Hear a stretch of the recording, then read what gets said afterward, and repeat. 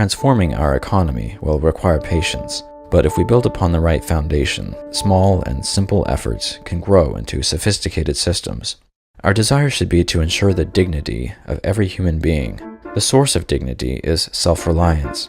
We cannot have true self-reliance and dignity unless we have control and responsibility over the means of our support. Achieving ownership for every citizen is not just an individual effort. To reach our full potential, we must work with others in our community. Communities that value self-sufficiency will strive to assist each other locally as much as possible and reject outside help that is not absolutely necessary.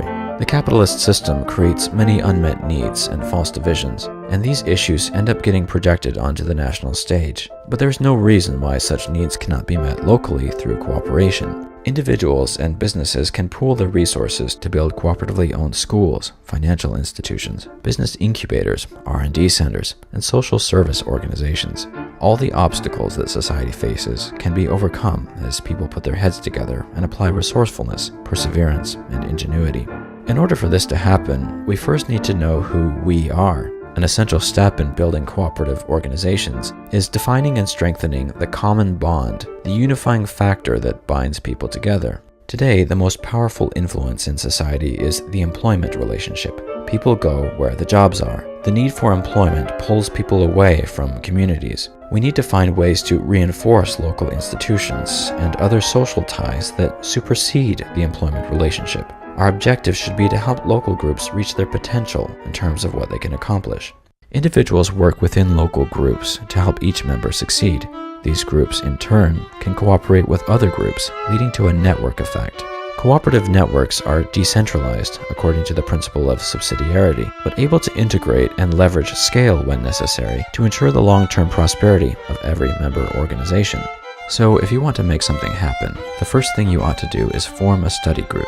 Meet together in person on a regular basis and learn the principles of cooperation. These study groups can eventually give rise to cooperative enterprises. Aspiring cooperators sometimes start off by discussing specific structures and strategies, but in the beginning, it's more important to make sure that you are aligned on values, principles, and goals. The next step is to start a business.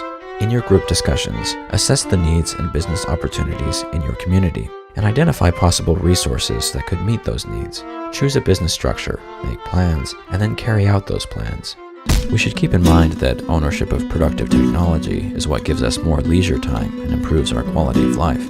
So to really make an impact on the local economy, we should focus on advanced technologies and manufacturing. But such enterprises require significant upfront investment and skilled labor.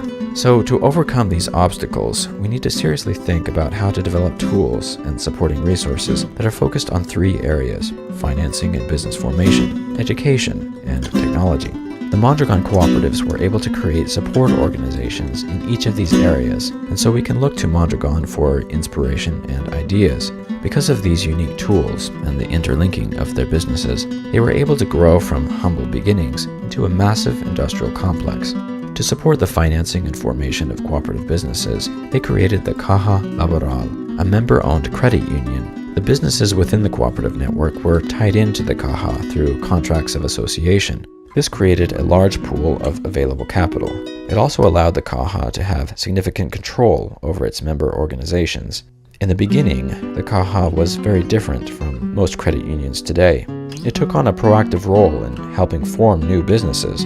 It also stepped in to help struggling businesses when necessary. Because of this, the failure rate for businesses in the network was very low.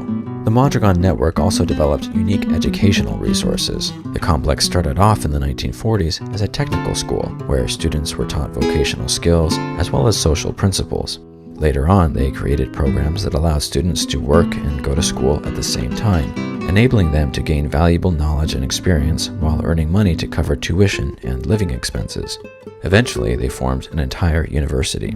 And technology has always been important at Mondragon. Their ability to stay at the cutting edge of technology is facilitated by an internal R&D department and a dozen technology centers.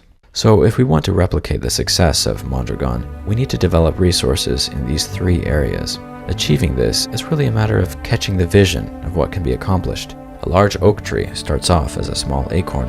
Eventually, we can build large networks of worker-owned businesses that meet the economic and social needs of citizens at a local level. We can ensure that capital is rooted in communities, providing a sustainable source of jobs as well as a reliable nest egg for retirees.